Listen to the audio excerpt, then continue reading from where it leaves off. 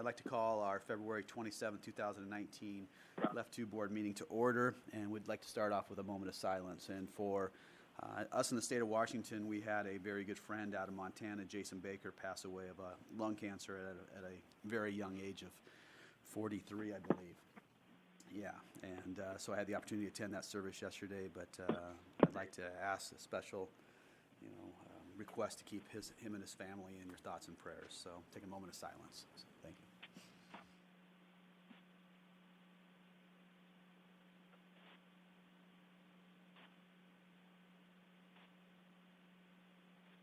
All right, thank you. All right. 2 items up on our agenda this morning, legislative update, and I'll turn it over to our Executive Director, Mr. Nelson. All right. Mr. Chair, there were 3 Left 2 endorsed bills. The first one is the Left PERS eligibility gap. That bill has moved out of committee in the Senate in advance of the fiscal committee cutoff, which is this week. So the spousal consent requirement bill has also moved out of committee in advance of the fiscal committee cutoff. The month of death payment bill has not moved out of committee in either the House or the Senate, and my understanding is it is not expected to. There is a significant budget challenge for the legislature this year, and that bill has a not insignificant fiscal note.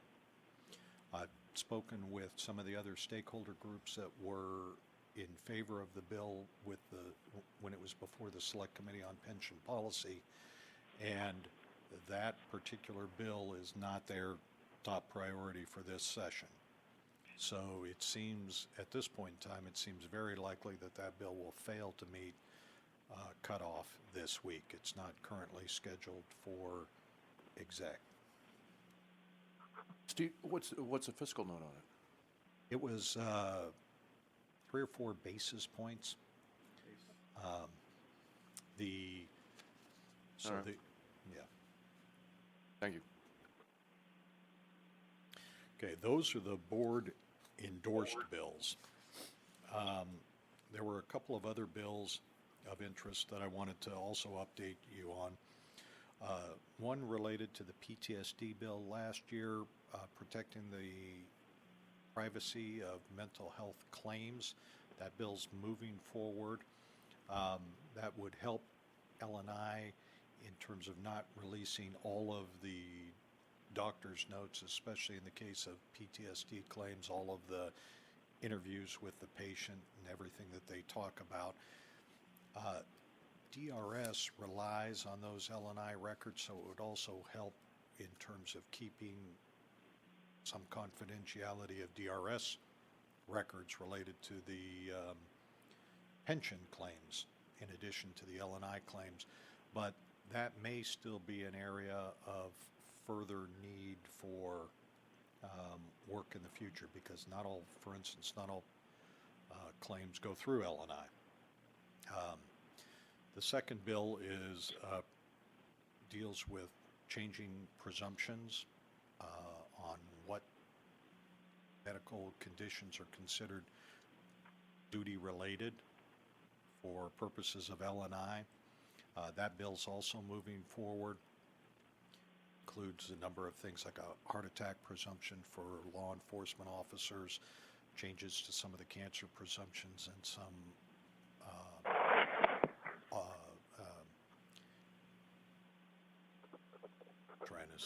some infectious disease claims as well. But that bill is moving forward. That bill will spill over, because to the extent that those conditions are duty related for L&I, they would also then be duty related for purposes of Left 2. So not sure yet exactly on the full pension impacts, but there will be some pension cost associated with that bill.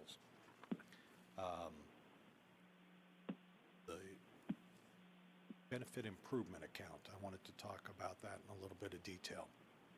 There are two issues with respect to the benefit improvement account. The first is the 2017 payment, which was not made. That $25 million payment plus interest is equivalent to $29 million today. The second issue is the payment that is scheduled for September of 2019, that $25 million payment. The governor had the September 2019 payment of $25 million in his operating budget, but there was no accounting for the past due payment in either the operating or the supplemental budget. That, whether that payment, either the past due payment or the payment for September of 2019 will be made is a topic of quite a bit of discussion right now in both the House and the Senate fiscal committees, including the possibility that instead of being paid out of the general fund, the payment, if it is made, would be made by a transfer from the Left 2 fund.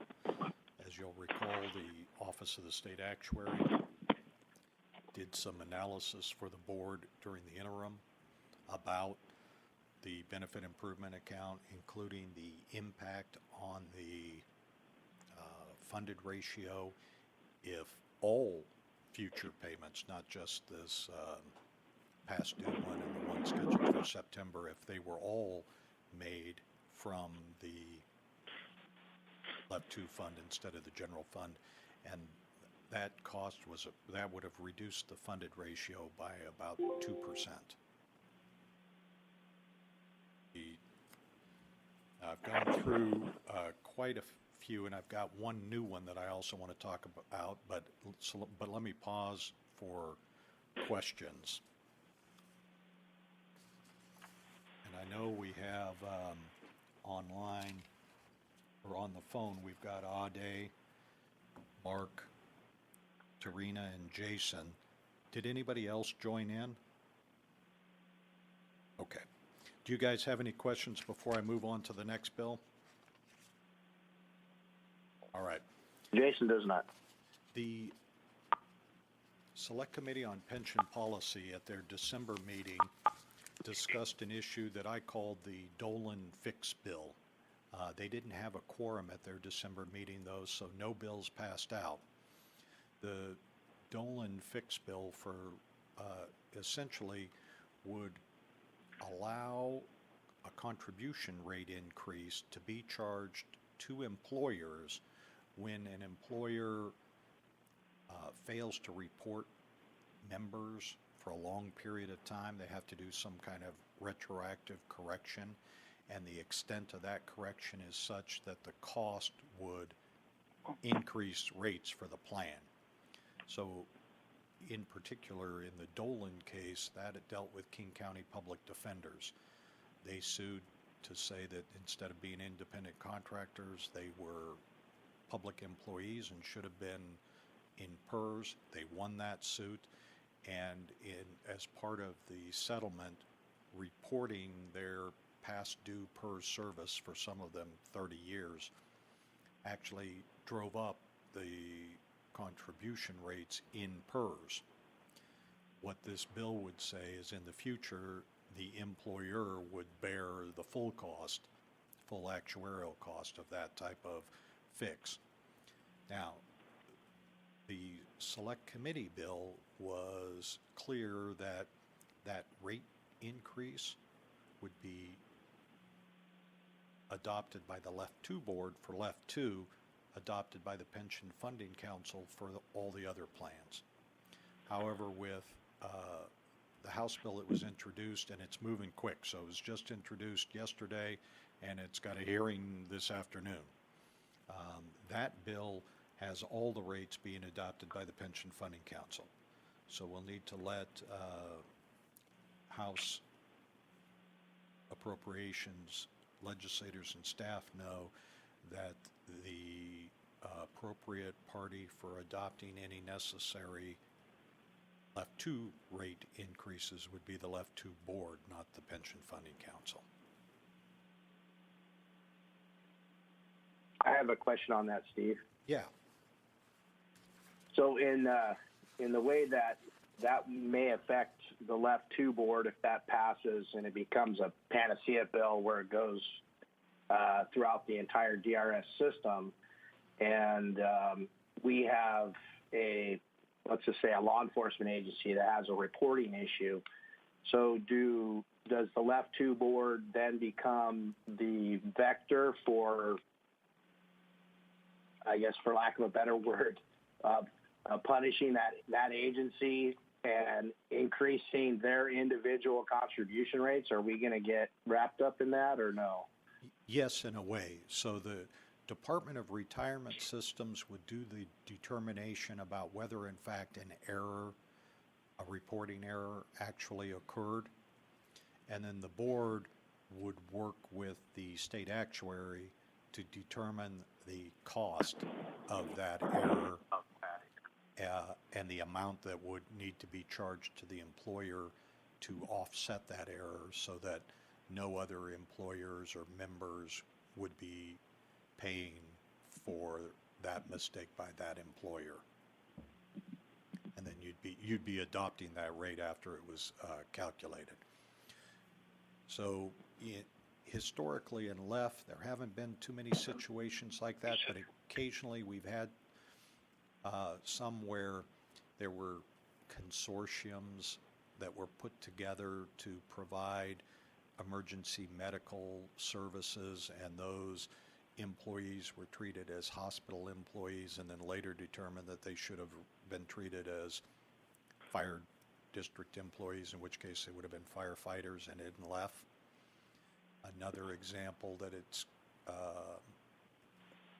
came up, we had a recent issue with public hospital districts where they were not reporting emergency medical technicians. They were disputing that with DRS for a period of 10 years. Ultimately, that was resolved by legislation. If something like that occurred in the future, those might be the kind of things, Jason, where the board would have to work with DRS and OSA to find out if there was a cost to the plan. If it's one or two members, that's not going to impact the plan. But if you're talking about they're not reporting anybody and they're not reporting it for like 30 years in the case of Dolan, or maybe the 10 years in the case of the public hospital districts, that's where you could get to the point where some kind of cost, simply paying the back due contributions isn't enough, and the extra cost is being subsidized by all the other employers and the plan members and the state based on that 50-30-20 split.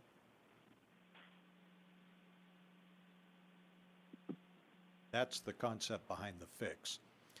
The issue with the fix bill, though, is right now it's got the PFC adopting left two rates, and that doesn't work in the current governance structure.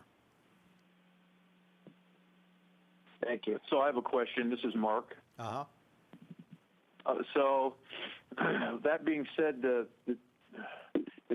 would those two statutes conflict then? Yes. I mean, the current statute that gives the board the ability to set contribution rates for our plan?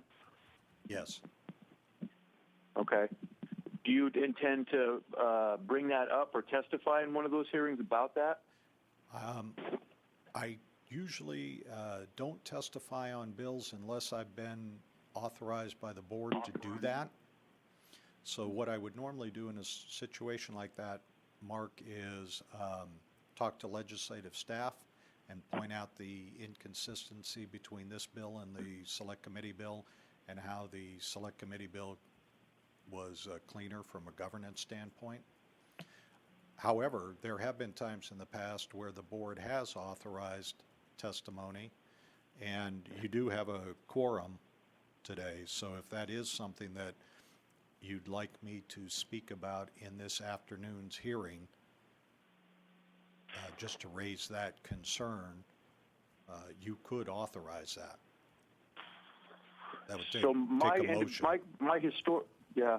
my historical concern is, and I don't know how valid it is moving forward, but it just raises a red flag with me in the sense that I don't think it's in the board's interest necessarily to have to reduce our authority. In other words, it may be a small thing here, but I don't want that to set a precedent so that individual legislators or other groups can say, well, in this case, and maybe in future cases, there's a precedent where the board doesn't set rates for the left plan too. That concerns me. I'm not sure the best way to resolve that, and maybe that's something that I don't know. What do you think about that? Do you think that makes sense, or do you think it's a little too guarded on our No, I think part, or? This is Ade. Actually, before he responds to that, I just want to bring this up. I think it's a little bit more than that. I think Left 2 plan has been very successful, partly because of the ability of the board to regulate, to have a sustainable rate. If we let go, or if we willingly overlook that, I think we might as well become PERS or whatever, because I do believe the ability to set the rate, looking at the long-term implication, is one of the reasons why we're so successful. So I think we should guard this ability the best way we can to protect the future of the plan. That is just my thought. Anyone else? Mr. Chair, this is Pat McGilligan. Just to cover all bases, I think, unless Steve has a full load today, and if the committee is meeting, maybe it would be best to authorize our executive director to testify on this bill. That's a motion. All right, we have a motion. Is there a second to authorize executive director? I'll second that. All right, motion's been made and seconded. Discussion? What would Steve be testifying to?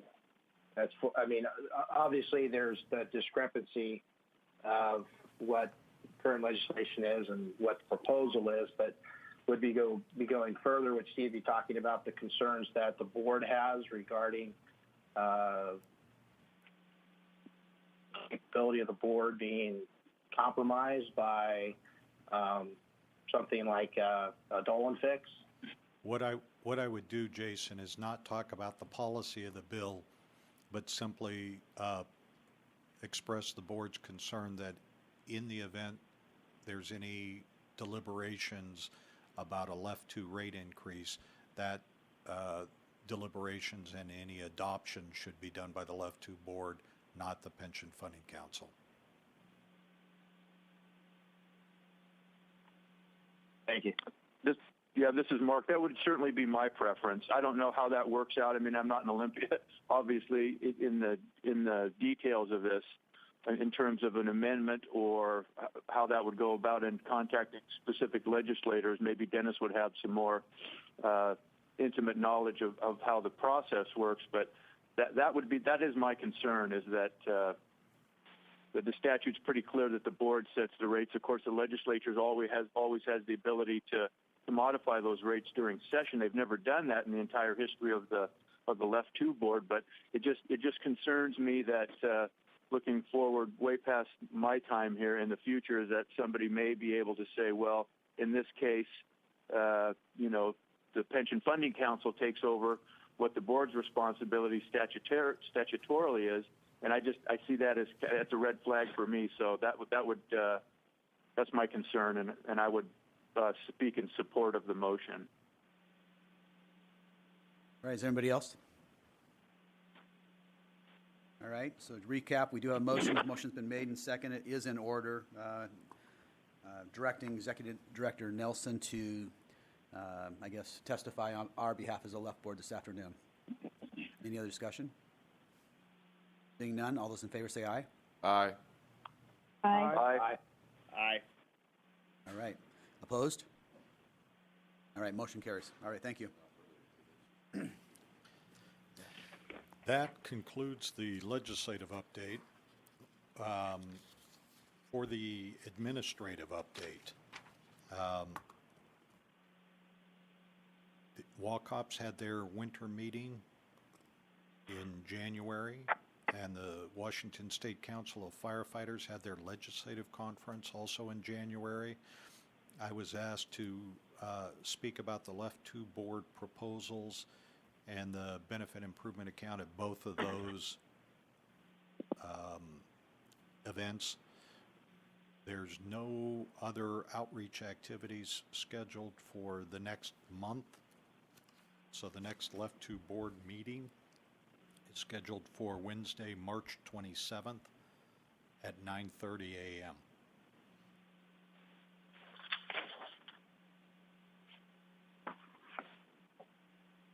Anything else to add? Jeez. Anybody else got anything else to add?